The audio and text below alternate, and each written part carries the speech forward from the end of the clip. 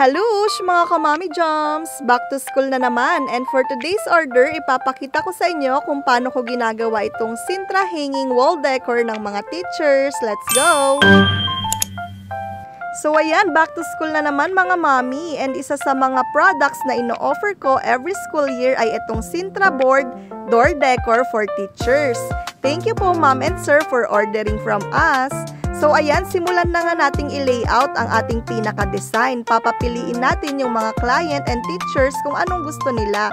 So after nga ng pinaka-final layout, i-print na natin siya gamit itong QUAF photo sticker. So para sa materials na gagamitin natin, kailangan lang dyan ng tali o yung rope, eyelets, and itong pinaka-bead chains na gagamitin natin.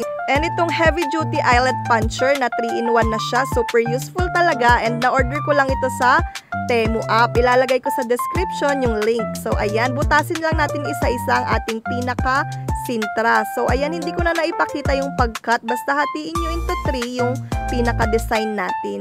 So after nga nating ilagay yung mga eyelets, ready na siya para lagyan ng bead chains. So silver nga yung napili ko dahil mas babagay siya sa ating gray layout.